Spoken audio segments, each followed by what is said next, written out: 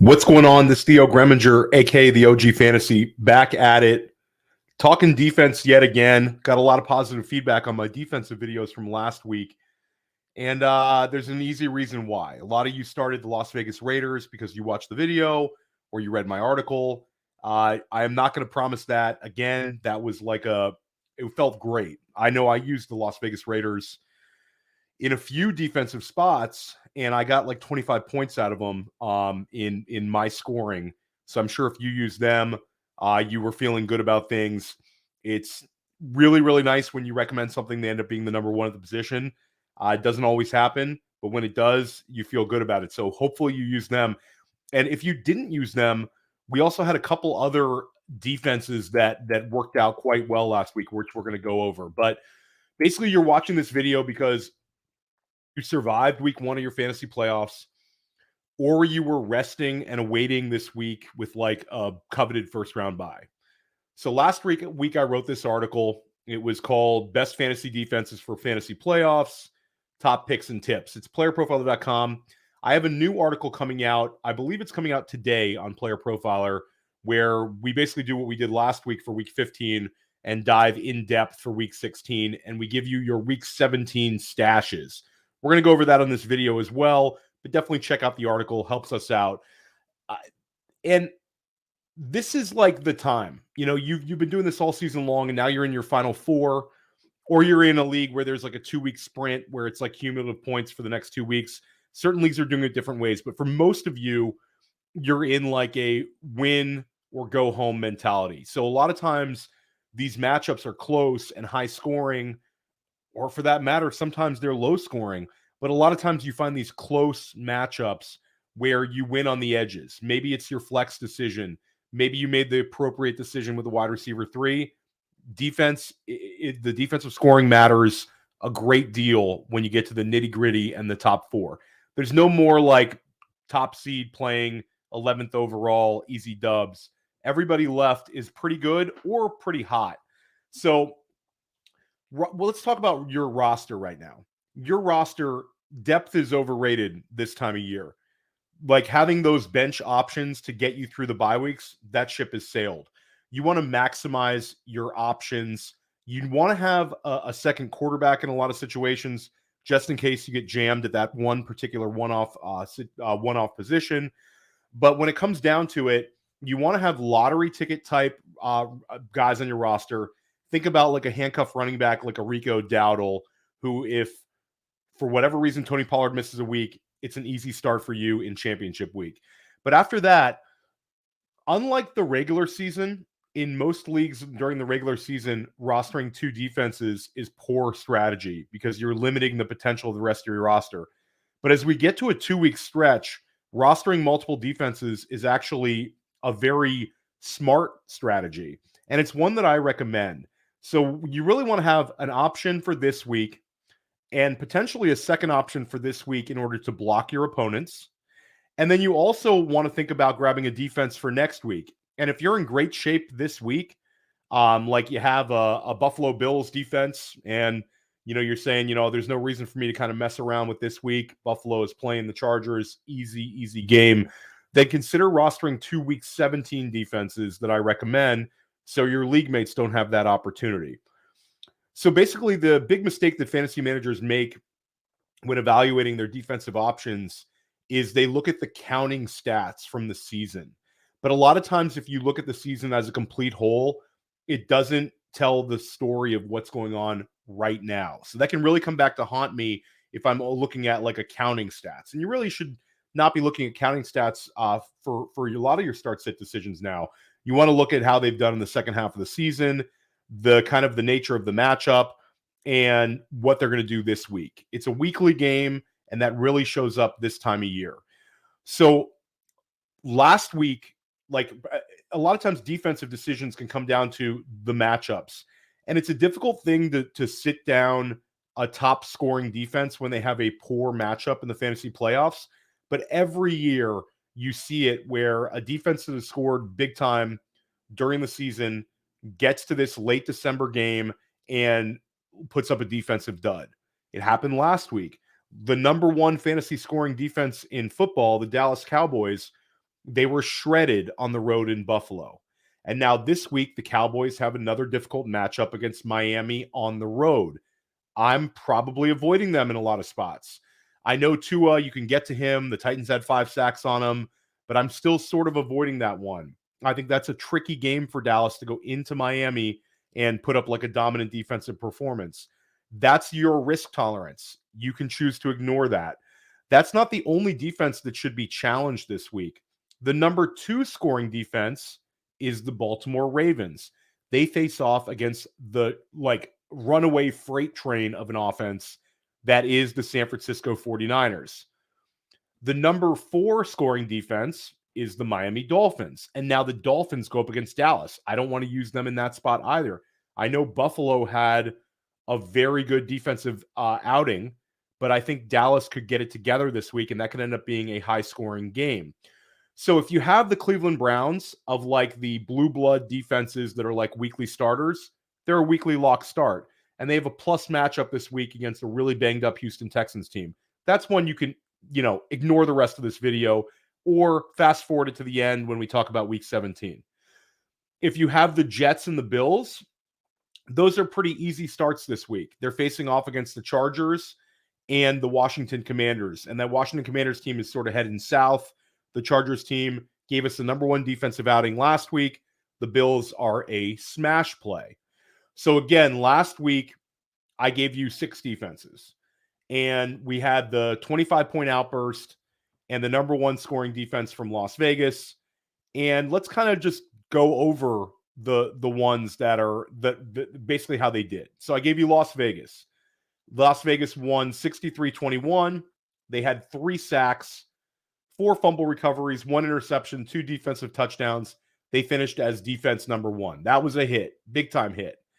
Then we had the Atlanta Falcons defense. And Atlanta ends up holding Carolina to 9 points, and they sack them 3 times. But they finished right around defense 12 or defense 13 because that was pretty much the only highlight. So let's call that a neutral, not a loss, not a win. Then we had Tennessee. We recommended Tennessee. Tennessee lost 19-16. They had a pick, 4 sacks, and a defensive score. They finished as defense 7. Big win for us. Then we had Cincinnati. They end up having 2 interceptions and 3 sacks, but they conceded 27 points. In a lot of leagues, you get those negative points for allowing too many points allowed. So let's call that a loss. But then we had the Colts, and the Colts had 2 interceptions, 4 sacks, and a fumble recovery. They finished as the number 3 overall defense. Then Chicago. Chicago was a massive win for us. They had 4 sacks, 3 interceptions, and a touchdown.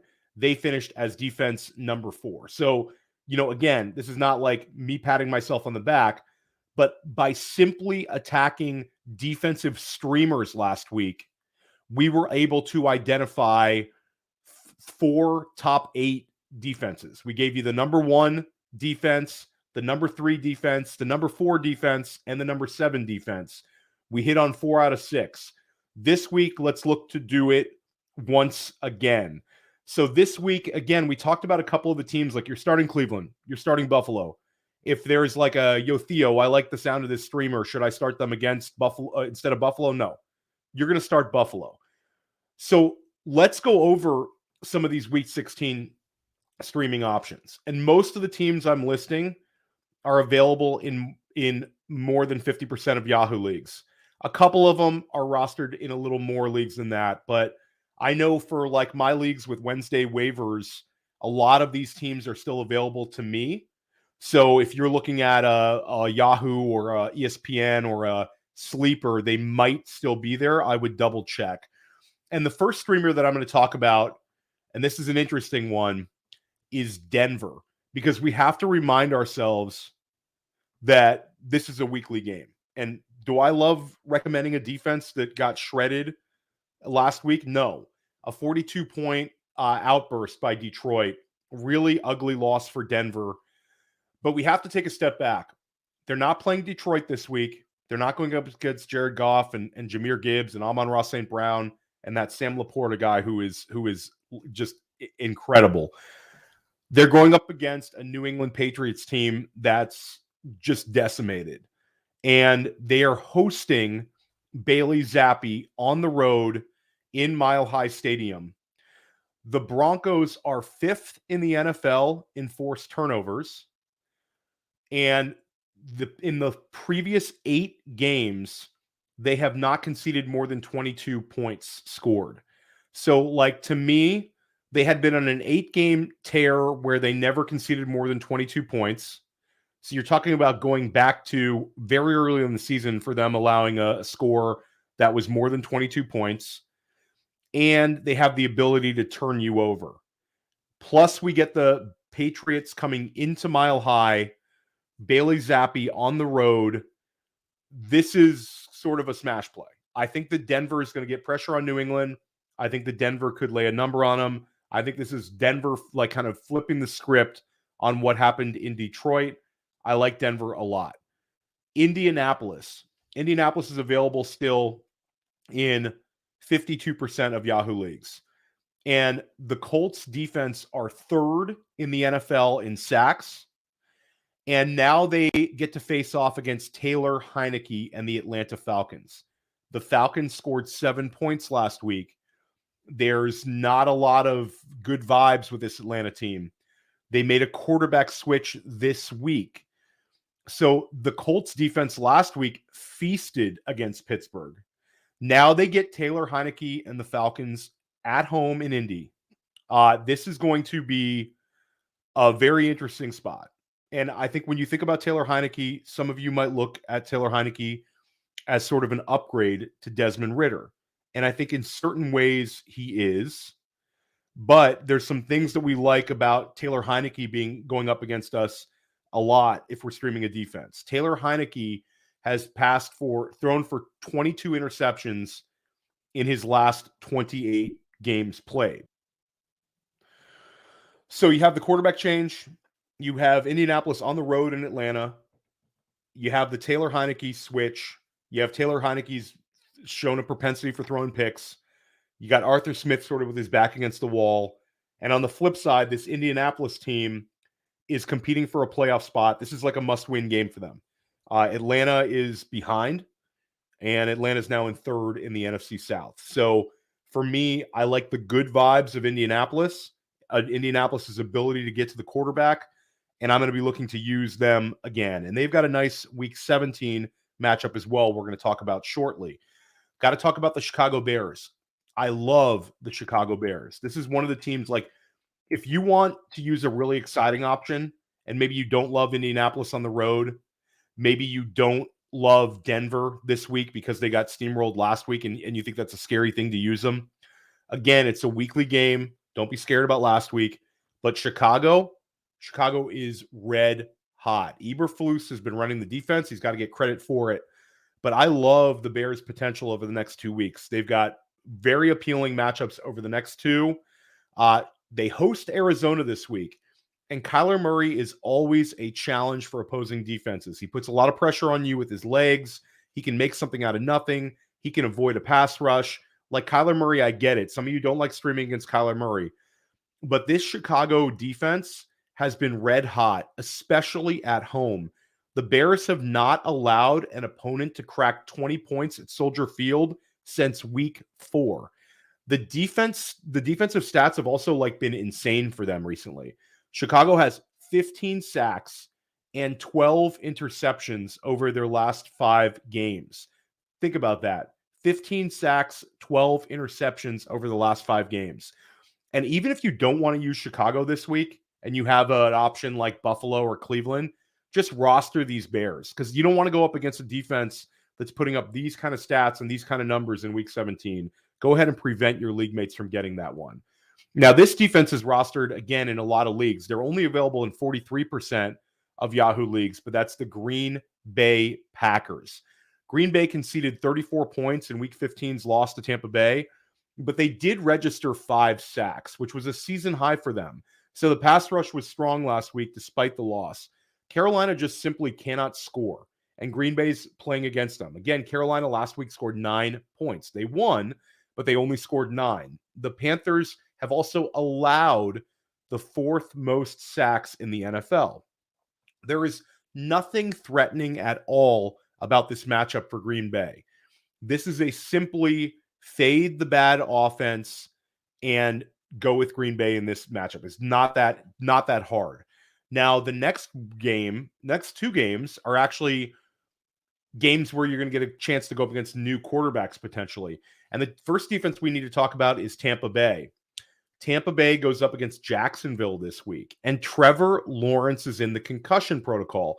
So Tampa Bay will most likely be facing off against CJ Beathard.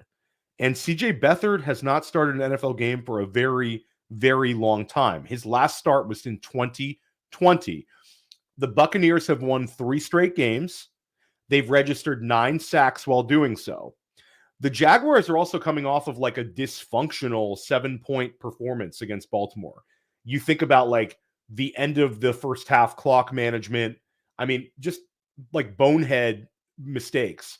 Their offense is certainly not giving you any sort of enthusiasm right now. And I don't know. I think that this could end up being a really, really good spot for Tampa Bay. Unlike Atlanta, Tampa Bay is red hot. Tampa Bay has a chance to win that division. They have New Orleans next week, Jacksonville this week, and they're 7-7, and they've won 3 games in a row. On the offensive side of the ball, Tampa Bay's doing some things. Baker Mayfield had a really good game last week. So there's a lot of positive vibes with this Tampa Bay team. An in-state game for them. That's cool stuff. I like the Tampa Bay Buccaneers defense. Talk about the Cincinnati Bengals. Cincinnati Bengals are available in 52% of Yahoo leagues. A little bit disappointing last week, letting Nick Mullins pass for over 300 yards. Ty Chandler went nuts. Jordan Addison had 2 touchdowns. But they still had 3 sacks and 2 interceptions. Now the Bengals faced Mason Rudolph as road favorites, and it's a game that's a 37-point total. So last week, Cincinnati had 3 sacks and 2 interceptions. They could build on those numbers against this reeling Pittsburgh team. Let's talk about Pittsburgh. Pittsburgh lost to Indianapolis last week, and they got beat down. Then before that, they lost to the New England Patriots, and they lost to the Arizona Cardinals, 2 teams that are 2 of the bottom 10 teams in football, and they've lost basically 3 bad losses. So there's terrible vibes with Pittsburgh. Cincinnati is absolutely still fighting. That Minnesota game went right down to the wire. And again, the Bengals have the most interceptions of any defense in the NFL. And now they get to go up against Mason Rudolph. This could be like a get-right spot for the Cincinnati Bengals defense. Then let's talk about the Seattle Seahawks. Seattle are not getting enough love as a defensive streaming option this week. I think if you're jammed, Seattle's going to be available to you. A lot of the defenses I mentioned before might be rostered by some like sharp managers in your league. Like a lot of managers are not leaving Chicago out on the wire. Indianapolis is very well known. And, if you're in a league that has Tuesday night waivers, a lot of people grab that Green Bay defense and the Denver defense getting a chance to go up against the bad offenses in the NFL. So if I'm in a jam this week, Seattle is available to me in 81% of leagues. They had the big emotional win over Philadelphia. And over the last 2 games, they have 3 interceptions and they have 7 sacks over the last 3 games. So the counting stats are not great, but they're there. But here's the stat that I like. Tennessee has allowed the 5th most sacks in the NFL, and Will Levis is a little bit banged up. So Seattle could put pressure on Levis and put some pressure on this Tennessee Titans offense as a whole. And I think Seattle could be like your, hey, I need a spot start and I need a team that's going to be available to me on the wire. So again, just to go over those options, Denver's facing off against New England with Bailey Zappi. Indianapolis is on the road in Atlanta against Taylor Heineke and a Falcons team that just scored 7 points. The Chicago Bears, who host Kyler Murray, but the Chicago Bears is as red hot as anyone. Then the Green Bay Packers, who conceded 34 points but had 5 sacks last week, and now they play Carolina. The Tampa Bay Buccaneers, who could be going up against CJ Beathard, a backup quarterback, and the Bucs are red hot with 3 straight wins. The Cincinnati Bengals, who are in a 37-point total game facing off against Mason Rudolph and the Pittsburgh Steelers. And then the team that's going to be available to a lot of you is the Seattle Seahawks, who face off against Tennessee, who's allowing the 5th most sacks in the NFL. Now let's talk about week 17. If you want to get around it and stash a defense for week 17, here are some options. Indianapolis is hosting the Las Vegas Raiders. Raiders scored 63 points last week, but now you've got Aiden O'Connell coming into Indianapolis. Indianapolis is playing for the playoffs. That'll be a game that's difficult for a young signal caller. Indianapolis could really get pressure on Las Vegas. Denver, if we get a good performance out of them this week against New England, we can use them again next week against Easton Stick and that Los Angeles Chargers offense that just conceded the number 1 defensive scoring week in week 15 to Vegas. So Denver, if you add them this week, they also get a good matchup in week 17 against the Chargers. The Tennessee Titans, who we loved last week against Houston, gave us a defense number 7 overall performance last week. In week 17, they play at Houston. So we don't know CJ Stroud's situation. I think CJ Stroud could play in that game, but again, it's a divisional game, and Houston is banged up right now. So Tennessee is a team you can stash for week 17.